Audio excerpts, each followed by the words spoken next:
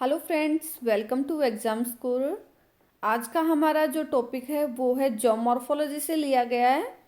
Plate tectonic बहुत important topic है, तो प्लीज़ इसे थोड़ा सा ध्यान से देखना फ्रेंड्स। और ये ग्रेजुएशन के स्टूडेंट्स, पोस्ट ग्रेजुएशन के स्टूडेंट्स, सबके लिए बहुत ज़रूरी है। और जो कॉम्पिटिटिव एग्जाम्स की तैयारी कर रहे हैं, जनरल अवेयरनेस का जो पोर्शन होता है उसमें भी इसमें से क्वेश्चन आ जाता है फ्रेंड्स। तो ये सबके लिए इम्पोर्टेंट है, सो प्लीज़ आप थोड़ा सा ध्यान से इसे करना। आपको बहुत इजीली ये समझ आ जाएगा, कोई ज़्यादा टफ टॉपिक नहीं है। तो हम अपने जैसे प्लेट टेक्टोनिक्स, जो प्लेट शब्द है, सबसे पहले हम बात करते हैं कि प्लेट शब्द आया कहाँ से।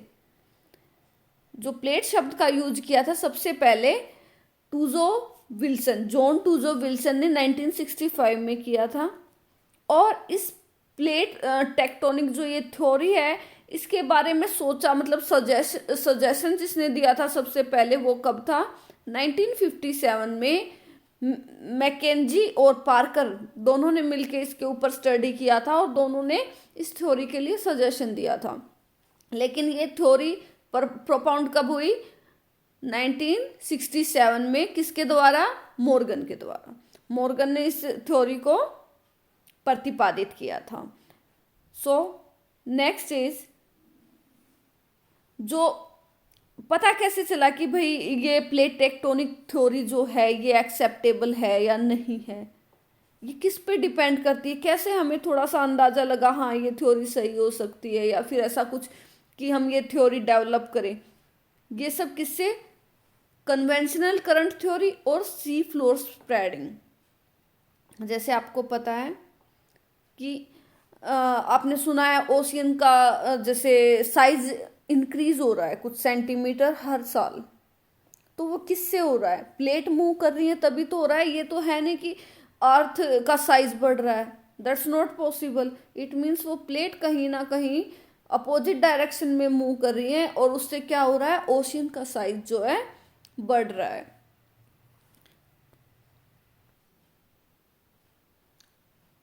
और अब हम बात करते हैं प्लेट बाउंड्रीज और मार्जिन्स की।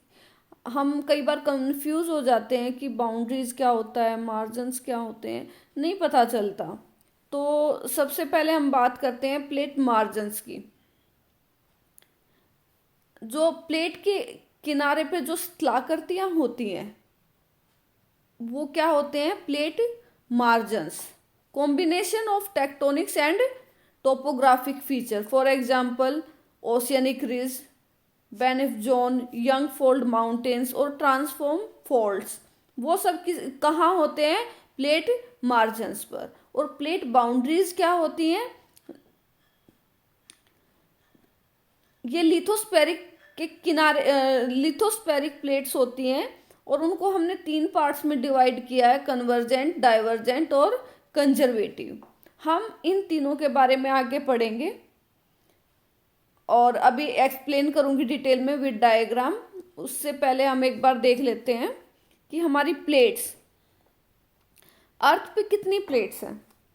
आप सबने सुना होगा, कोई बोलता है 6 प्लेटें हैं, कोई बोलता है 7 प्लेटें हैं। मेजर प्लेट्स की बात कर रही हूँ, मेजर प्लेटें। किसी ने 8 भी बोली हैं फ्रेंड्स। मेनली अगर हम देखें तो 6 मेजर प्लेटें हैं और 20+ जो है माइनर प्लेट्स हैं। अगर हम मेजर प्लेट्स की बात करें कि भाई ये कोई 6 बोलता है, कोई 7 बोलता है, तो क्या मतलब क्यों बोलते हैं ऐसे? जैसे मैं आपको एग्जांपल से समझाती हूँ। कई बार क्या होता है, हम अमेरिकन प्लेट बोलते हैं तो सिंगल बोलते हैं। कई लोग क्या यूज करते हैं, नॉर्थ अमेरिकन प्लेट को अलग से और साउथ अमेरिकन प्लेट को अलग से नोटिफाई करते हैं, काउंट करते हैं। कई बार ऑस्ट्रेलियन प्लेट और इंडियन प्लेट को इंडो ऑस्ट्रेलियन प्लेट बोला जाता है। जैसे यूरोप और एशिया का जो प्लेट है वो क्या है? Eurasian plate. तो ऐसे हम मर्ज करके बोल देते हैं, कई बार हम उसे डिवाइड करके बोलते हैं। मेन हमारी कितनी प्लेटें हैं? 6 प्लेटें हैं, जिसमें से Pacific, Antarctic, American plate, Eurasian plate, African plate और इंडो ऑस्ट्रेलियन प्लेट, ये हमारी मेजर 6 प्लेटें हैं। तो थोड़ा सा इस चीज़ को आप लर्न कर लेना, हमारी मेजर प्लेट्स कौन कौन सी है और वो कैसे फैली हुई है। एक बार आप ये डायग्राम अच्छे से देख लेना। ये मैंने रिटन में लिख दिया है फ्रेंड्स, आप एक बार देख लेना, मेजर प्लेट्स और माइनर प्लेट्स। और अब माइनर प्लेट्स के लिए ये एक बार आप मैप देख लेना। इसमें क्या है, जो येलो डॉट्स है वो अर्थक्वेक एक्टिविटी दिखाता है, और जो पैसिफिक ओशियन है वहाँ कितनी ज़्यादा मात्रा में हमें येलो डॉट्स दिख रहे हैं फ्रेंड्स। इसीलिए इस जो येलो डॉट्स से पूरा एरिया कवर होता है, तो इसको हम क्या बोलते हैं, ring of fire. Ring of fire कहाँ है, एग्जाम में बहुत बार आता है बेटा, कहाँ है ये, पैसिफिक ओशियन में, ठीक है। और यहाँ अर्थक्वेक की एक्टिविटी सबसे ज़्यादा होती है। क्यों होती है, क्योंकि ये प्लेट मूवमेंट करती है, मूवमेंट करेगी तो कोई ना कोई एक्टिविटी तो होगी। सो फ्रेंड्स इस चीज़ को ध्यान रखना। और जो माइनर प्लेट्स हैं एक बार उनको भी आप मैप में देख लेना। तो नेक्स्ट इज हम जो हमारी 3 बाउंड्रीज हैं, प्लेट बाउंड्रीज हैं, उनके टाइप्स के बारे में डिस्कस कर लेते हैं। कितने टाइप की होती हैं, उनमें कौन से मूवमेंट से कौन सी एक्टिविटी होती है। सबसे पहले बात करेंगे डाइवर्जेंट। डाइवर्जेंट वर्ड से ही हमें पता चल रहा है कोई चीज दूर हो रही है किसी से। डाइवर्जेंट यही तो होता है ना, दूर होना। जैसे एक प्लेट क्या है, इस तरफ मूव कर रही है और एक प्लेट इस तरफ मूव कर रही है, तो वो क्या होगा, डाइवर्जेंट। ऐसी प्लेट्स जब होती हैं तो वो कौन सी टाइप की वो बनाती हैं, लैंडफॉर्म्स हम कह सकते हैं। तो वो कौन से बनाते हैं, मिड ओशियनिक रिजेस और रिफ्ट वैलीज। डाइवर्जेंट बाउंड्रीज से क्या बनता है, रिज और रिफ्ट वैलीज। प्लीज ये नोटिस कर लेना, कौन सी बाउंड्री पे कौन से लैंडफॉर्म्स बनेंगे, ये एग्जाम में पूछे जाते हैं। Next is convergent. जब 2 प्लेट बाउंड्रीज या प्लेट्स एक दूसरे की तरफ आती हैं तो वो क्या होगा, कन्वर्जेंट बाउंड्रीज। इसमें क्या होता है फ्रेंड्स, एक हैवी प्लेट होती है, मान लो एक हल्की प्लेट है, तो जब दोनों एक दूसरे से टकराएंगी तो क्या होगा, क्या लगता है आपको, हैवी प्लेट ऊपर रहेगी या हैवी प्लेट? जो हैवी प्लेट है वो नीचे मूव कर जाएगी, हल्की प्लेट ऊपर तैरती रह जाएगी, और फिर वहां कौन सी एक्टिविटीज होंगी, वोल्केनिक एक्टिविटीज। कौन सी एक्टिविटीज होंगी, वोल्केनिक। वोल्केनिक एक्टिविटीज कब होंगी, जब ओशियनिक और कॉन्टिनेंटल कन्वर्जेंस हो। ओशियनिक जो होती हैं हैवी होती हैं, और कॉन्टिनेंटल जो होती है हल्की होती है। कॉन्टिनेंटल प्लेट जो है किसके अंदर जाएगी, ओशियनिक प्लेट के नीचे जाएगी, और जैसे ही वो नीचे जाएगी तो कौन सी एक्टिविटी होनी स्टार्ट हो जाएगी, वो नीचे जाके गर्म होगा, गर्म होगा तो क्या होगा, मेल्ट होगा, मेल्ट होगा तो वो लावा की फॉर्म आएगा, और फिर वो बाहर निकलेगा तो क्या हुई, वोल्केनिक एक्टिविटीज। फिर इसके बाद हम बात करें continental convergence.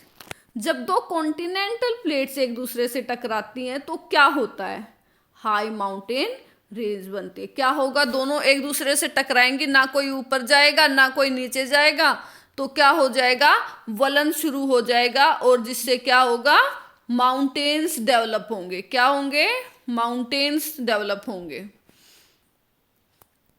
Next is transform boundaries.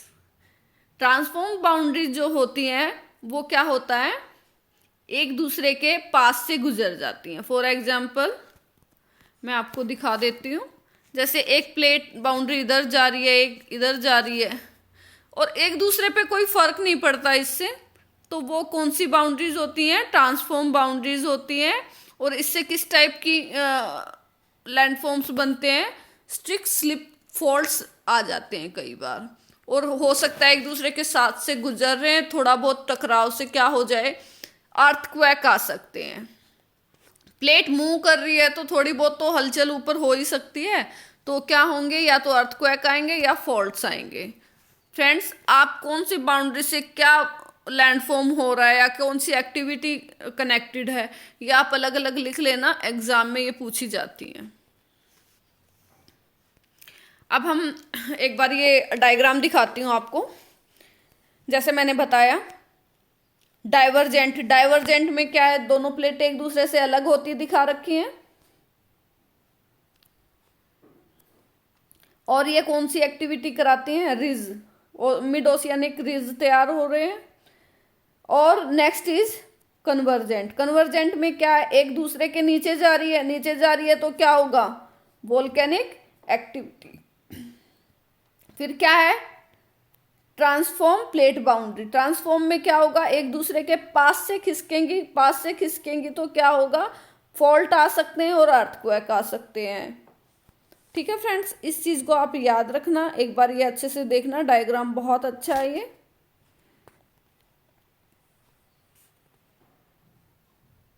Plate move क्यों करती हैं, क्या रीजन होता है इनका मूव करने का।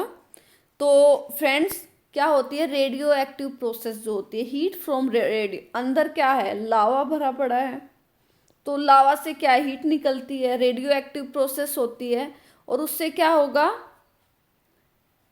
हमारी जो प्लेट्स हैं मूव करना शुरू कर देती हैं। कई बार क्या होता है, ये एक दूसरे से अलग होती हैं, कई बार एक दूसरे के नजदीक आती हैं। इस तरह से जो मूवमेंट होता है इसको क्या बोलते हैं, प्लेट मोशंस या टेक्टोनिक शिफ्ट्स। क्लियर फ्रेंड्स, कोई प्रॉब्लम है तो आप मुझे कमेंट करके बता सकते हैं, आपको ये प्रॉब्लम है, मैं उसे दोबारा आपको क्लियर करवा दूंगी। कई बार क्या देखा गया है कि जो मूवमेंट होता है प्लेट्स का वो 1.5 सेंटीमीटर के आसपास पूरे साल में, जिसे 0.6 इंच भी कह सकते हैं। ये कितना होता है, एक मतलब ह्यूमन बींग के अंगूठा जो होता है उसका जो नेल होता है उतना साइज, सिर्फ इतना ही चेंजेज आता है एक साल में। तो उस हमने कैलिफोर्निया का यहाँ एग्जाम्पल लिया है, जो कहाँ है, यूनाइटेड स्टेट्स कॉन्टिनेंटल पे। और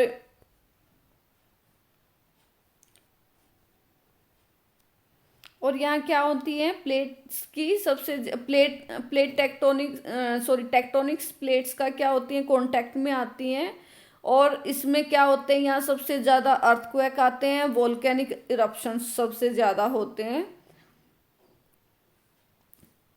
और कैलिफोर्निया में जो है बहुत अधिक मात्रा में जो क्या मिलते हैं, अर्थक्वेक्स आते रहते हैं। फिर अगला हम बात करते हैं क्या मतलब प्लेट टेक्टोनिक्स में क्या क्या लैंडफॉर्म्स बनते हैं या एक्टिविटीज होती हैं या क्या क्या चेंजेस आते हैं। तो एक तो कॉन्टिनेंटल ड्रिफ्ट, ठीक है, कॉन्टिनेंटल ड्रिफ्ट थ्योरी आपने पढ़ी होगी। उसमें क्या है, सबसे पहले एक मतलब पैंजिया की फॉर्म में था, सारे लैंड फॉर्म्स एक साथ जुड़े हुए थे।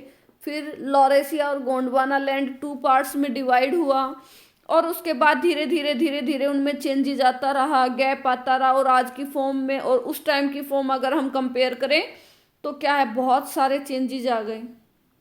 इसीलिए ये चेंजेस हमें अब नहीं दिख रहे, लेकिन 100-200 साल के बाद जब हम देखेंगे तो हमें दिखेगा हाँ यहाँ चेंज आया है। ठीक है फ्रेंड्स, और क्या होते हैं, माउंटेन्स फॉर्मेशन होता है, वोल्केनिक एक्टिविटीज होती हैं प्लेट टेक्टोनिक के कारण, अर्थक्वेक आते हैं ना, जब प्लेट मूव करेगी तो कहीं ना कहीं तो मतलब हिलना पॉसिबल होगा ही, तो क्या आएगा, अर्थक्वेक आएगा, सुनामीज आती हैं, और इंटरप्लेट मूवमेंट होता है। फ्रेंड्स, अगर आपको कोई भी प्रॉब्लम है या कोई ऐसा टॉपिक है जो आप इजी लैंग्वेज में समझना चाहते हैं, आप मुझे कमेंट करके बता सकते हैं। Thank you friends.